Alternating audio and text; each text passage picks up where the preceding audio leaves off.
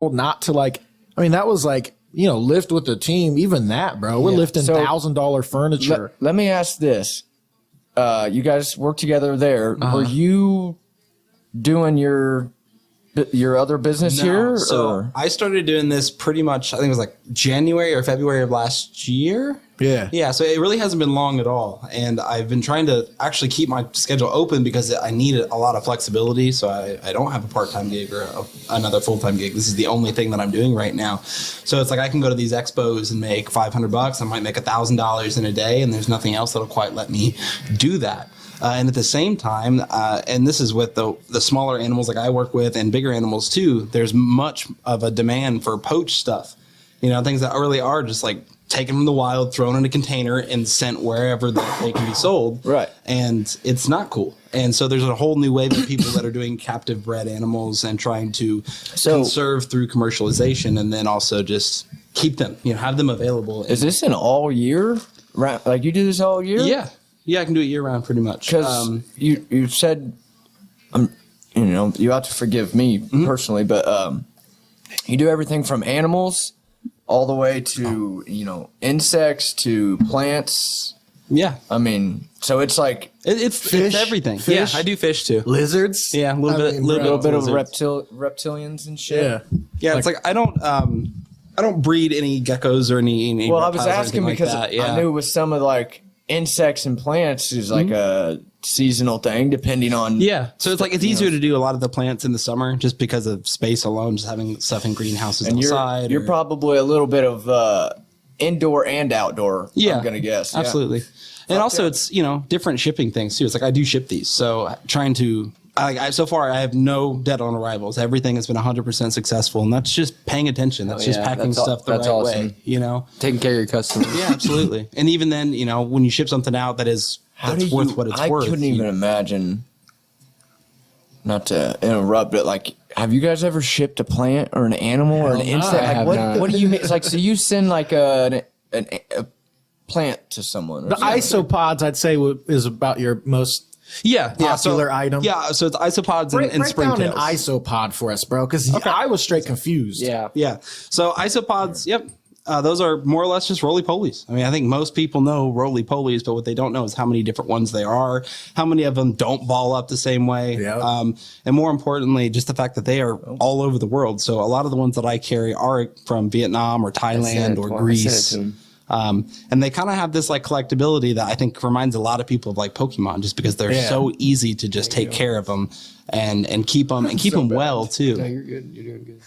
But name what are some of the names of them? So I'll try and do it here with what he's Here we holding go. up. So he's got it. That's the magic potion there. So that's Armadillidium vulgare. And the armadillidium is kind of like armadillo, so that's where the balling up and the actual segmentation on it comes from. Okay. There's the Kubarius Red Tiger. I believe that'll be kind of like Thailand area or sort of like a semi-tropical coastal.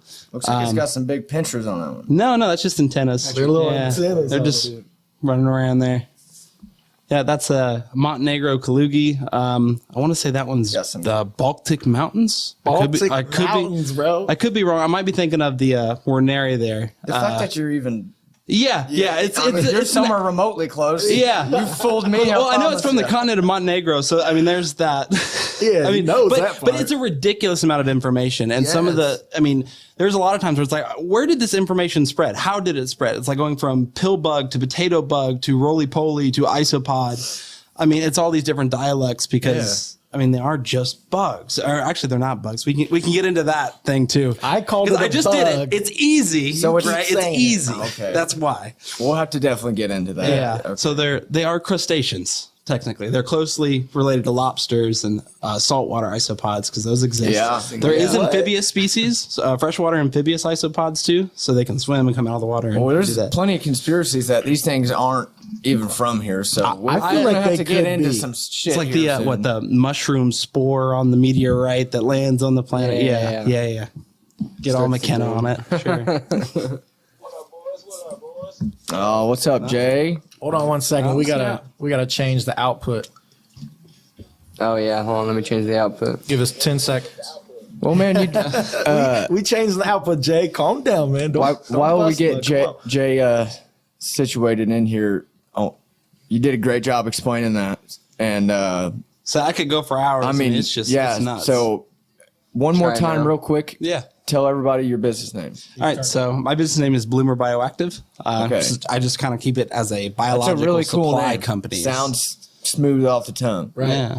Bloomer Bioactive. The alliteration. That's Yeah. what it is. I can see like a Tony Stark giant building, Bloomer Bioactive. He flies by it. He's just got isopods crawling over the building and it's just like, Jared, I want to introduce you to my buddy Nick. How you Nick doing, Bloomer. man? I'm all right, man. How you doing? Doing all right. So what is it? It's a bio. I call it a It's biological supply company, and really it's just Biological using supply smaller company. animals like these isopods here to get them into people's reptiles tanks and let them clean up waste and actually serve as a function to try and recreate some of the natural things that are going on outside in nature. But doing it in a tank, because I think that's kind of coming back. It's been lost and everything kind of went sterile. So Right, Yeah. right, and that's something that's like, you know what I mean? Like that's helpful for the environment. Like that's like a job that actually means something. Like you take Yeah. a lot of pride in that work, man. And a lot of it's all inside too, so it's not necessarily outside. But I think on the large scale, it could have some implementations. I don't know the depth of it. I don't know how far I even want to take it. I like the isopods; they're cool. They're my hobby. They're my interest. But I think they are kind of a means to an end for me. There's other things that are worth more money or at least more passionate for me, like doing the discus, the fish. There's just nothing else I've seen that are like them. So The fish you have are cool as fuck. yeah, bro. the discus are awesome. His room is basically like I don't even want to know. segmented. Yeah, it's got hella fish tanks and decent sized boys, Yeah. and then just like different shelves of different isopods and like here show them Yeah, let me pull it up the shelves of the Yeah, different I gotta labeled see it. isopods. See, Like, like, bro, here wait, show Jared Here you go. show Jared some of those pictures too. Yeah. Those are different types of like. Yeah, Those, they're just shoebox containers Yeah. for the most part, but making sure that they have the right ventilation, that they're escape proof. You explained it in a pretty good way the other day. You said trying to make would you say like God's garden in a shoebox or something? No, but I think just recreating nature in a box. Really, It's just weird to even say that. Recreate nature in a box. Yeah, like that's just I like it. Or a better way to put it would be a biomimicry. That's its own Jared some group. and that's even cooler. Yeah, Jay, we had went through some of these. This man knows his stuff. Let's just put it that way. can you what see are that? those? Can you see it, Jared? Those are the isopods. These are the things that we've been kind of talking about. They're not bugs. Yeah, they are crustaceans. But I sold a couple of those yesterday when I was up in Goshen, Indiana. It's 2.5 hours up north. Goshen. Yeah. So he goes Elkhart Goku, County. Indiana. There we Yeah. go. But I sold 10 of those for about $120 typically. 10 of them. You hear me, bro? And I had at least one other vendor that bought 2 at one time. So, I do a deal on it, and that's kind of it. But they're not all worth that much. Some of them are slower to produce, but that's the thing, is actually producing them, actually knowing how to take That care one of looks like them. a roly-poly. They look like roly-polies. Yeah, that's Little exactly bit. what they are. But not all of them ball up the same way. But yeah, most of them do. You take these pictures yourself? Yeah, I do all the photography too. Dude, damn. Nice. Telling you, Good bro. job, Bloomer's the bro. shit, dog. Thank you. How do you even get, like, that must be some high focus shit or something, right? Yeah, it's macro. Working all with the arthropods or invertebrates. It's I don't know anything macro about it, so forgive my I feel like it would be called micro so what- photography. Yeah. What is the purpose that someone would buy one of those? Like for what? So it's kind of split. So there's people that collect them just as standalone pets, and then there's other people that want them for the function. All right, and that's the bioactive people. So when you have, like, let's say a ball python snake, right, and you have that in a 20-gallon or 30-gallon tank, and you have options of how you're going to build everything about this, because it is just a glass box, right? So you're going to start from the ground up with the dirt, right? The substrate, what the animal's going to sit in. You can make that nutritious for the bugs here, or you can leave it kind of barren and let the reptile itself kind of defecate in the tank. The isopods will go and try and eat that. The springtails. Eat the poop, what? Yeah, the springtails in there. I sell those as well. They'll go and do that. And you can just kind of start to reduce some of the smell from carnivorous animals, especially, and also just keep things a little bit cleaner, and also just keep things going naturally. So trying to reduce a little bit of work for you, but to create a full scale system that is self-functioning on its own. So you don't really have I mean, you want to be able to clean the tanks too, but I think this is one of those higher level things where people are pushing this because they want to recreate nature. Yeah. It isn't necessarily been done. Like the zoos are on par with what people can do at their own home. It's just people's best attempt so far. So there's a lot to it. It's you can go and go and go. You can try and make it as particular as you want. If you want to add worms in it, if you want to add centipedes into it, which will hunt down the isopods. I mean, you can. Did you have some centipedes in it? No, I had some millipedes at one point. Millipedes. And that's another one. They're just like the isopods for like a cleanup crew. Yeah. I see what you were, that quote of his that you liked, Mike, of pretty much like, it's like you're making your own little environment and just little things are going on. You know what I mean? It's like that episode of Rick and Morty when they're like miniature, like, what is it? Yeah. Like, they go into his brain, right? The dude's brain, and he's got a whole ass, like, fucking there's a whole world. Like, they're all living there. And it's just It's all operational. You just don't even see was the Google Stomps or what Google boxes or Google something? boxes. Yeah, it was something all like to that. power his car. You said that it hasn't really been done before, so like let's think about like where we could go off like further from it and be like, are you gonna like collide two buckets and be like, you know what I mean, different different in the food chain? What I mean by it hasn't been done before, I think it's like if we have a very, very specific spot in nature, right? Like, I don't know, take somewhere local, whatever park you've been to, right? Something that's actually been preserved the right way, where it has Yellowstone? Yeah, exactly. Trying to recreate that in a box. How do you do it? It is. I mean, Even just one piece of it, 1 foot, 1 square foot of it. How do you make it exactly the way that it is You inside won't. of a box? Just like we've talked about a lot. Jared just got some Humboldt County bud from California, from the Triangle. You guys I've know what heard I'm of talking that. about? I've been smoking on those for a minute now. And it's like those ones are the soil there in that triangle where they can grow. And it's not just bud, even like tomatoes and stuff. They grow stuff there so much better because of that soil. And it's like to mimic soil anywhere is like so fucking hard. Yeah. That's a good ass. I mean, there's point. soil science. I mean, that is its own field of biology, sure. Literally. And I do make these substrate mixes, so I know a little bit, but I'm by no means an expert. Like, got to remember, I haven't gone to school for biology. I mean, I've dropped out twice and then realized, I really like this, and it kind of fits the right way. But I'm still just a guy that decided to do this because I realized I could, you know? Right. Oh, no. That's all right. That's what I get for talking with my hands. Hey, we do a lot of that here too. Yeah. Coding on So do you think to start off, if you wanted to mimic we still an have environment, do you think the best way to start is to like start with a piece that is actually from that environment and then just keep on like building on from that environment and then put it in that box? Or are you starting it pretty much from like zero growing into that environment? I mean, like I said, you have to start somewhere. So if you have something in mind, right? So it's like if you look at crested geckos, which are fairly popular in the reptile hobby, and they're not super old. They're fairly new to the hobby, even though they're everywhere for the most part. But they're from one little island, and it's the island of New Caledonia, right? And it's not tropical; it's semi-tropical. So it's like 75 degrees most of the time, and it's like 60-70% humidity. But in the rainforest, it's much warmer. That's much more wet, and it's a little bit darker, and they're nocturnal. So, and you have one of them, right? Yeah, I do have one of them. Yeah. So it's like I'm kind of in a rut right now. They're nocturnal, you said? Yeah, most geckos are nocturnal, but there's plenty that are awake during the day too. There's hundreds of species of geckos. So many fucking geckos. The geckos are cool. I had just moved a tub of dirt earlier, and there was a little like salamander chilling in the crack of the side of the concrete. Yeah.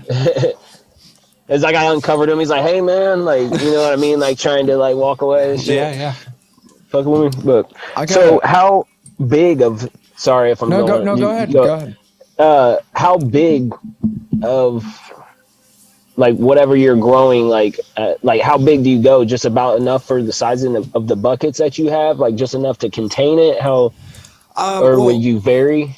Most of them will reproduce, or the isopods anyway. Like they'll just keep reproducing endlessly for the most part. But you want to make sure that they're looking like what they are. You're right. Yeah. People are generally buying these for the cosmetics of them, which is That's kind of just a product of the pet trade. Yeah, they like the differences. But you keep. So you want like a nice healthy? Yeah, exactly. I want to do good by the animals, and I want to do good by just keeping everything as clean as a bioactive thing could be. I mean, clean doesn't really exist, but you can store those isopods in just little like Tupperware containers. Bro. Yeah, you could. I don't think they keep very well in the little like deli containers, but that's what they are taken to shows in, and I ship them out in. It's like, so going back to the shipment question earlier, to send them, like I've sent them 1,000 of the dairy cows, which there's a picture of those in there. They're the white ones with the spots. 1,000 of those to California, right? And really just taking the time to count everything out. Yep, that's them. The dairy cows. Hey, Mike knows now. Yeah, and those are a little bit nippy too, so they're not even really great for bioactives. 1,000. Okay, so 1,000 of these for how much? It was about $350, and that's wholesale to like somebody that's going to put them in. $350. Get it here. Listen, Bloomer Bioactive. So I don't work too much with those anymore. Like I wouldn't even try and do that number again. It's not worth it. It was so risky because it's like if it doesn't work the first time, I need to have double. Yeah, all right, it's 2,000. I don't even want to keep 2,000 of that species necessarily. They don't sell. You've done a great job at explaining everything so far. But you brought up the fact that a lot of people buy them for cosmetics. Can you go more in on the purposes of them? Because I'm sure there's more purpose than just people wanting them for cosmetics or just for the hobby of doing it like you're doing.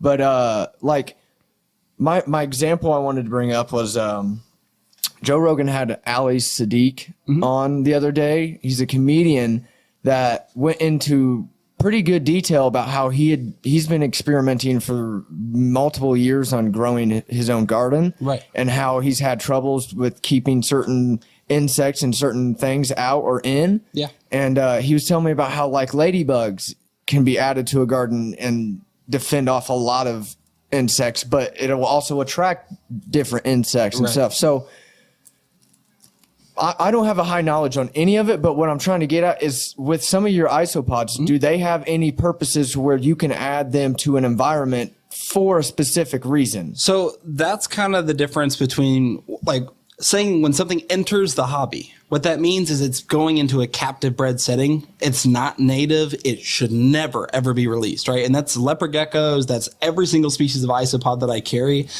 There's one that is native to the area, but even then, I wouldn't encourage it to be released just because it's been bred captively. Right. So it doesn't look like it's from the same area. And there's a clear difference between bred captively and not, absolutely. Right? And the big one is that they're disease free, or at least a little bit more disease resistant for your animal in a captive setting. You have no idea what pathogens or what viral things could be on one that you're bringing in from outside. So it's like, even I've gotten that from people at expos where they're like, oh, these are just roly-polies. I can get these outside. I'm like, go ahead. It's kind of at your own risk. And I mean, they could do it and they probably won't have any issues, realistically speaking, but it's just not worth it when you have an animal that you actually care about and you've spent either thousands of dollars on it because you wanted something very specific, or really you just don't want to do wrong by your animal. I mean, you don't need to overthink it too much. So we could, like, example would be these microphones for the fucking podcast. We could have bought some, mics at work. Which we did. Decided to get, we did do that at first. We did at first, but now, we understand. And I like the example of like, go out and just get those regular ass roly-polies that are here in Indiana. You're going to see they why. Exist. They're absolutely everywhere. I mean, there's like, I have friends that have over 125 species of those little shoe boxes just stacked and stacked and stacked. I mean, you can take care of them by feeding them once every like 2 weeks. So I mean, it's minimal work. Back to the question though.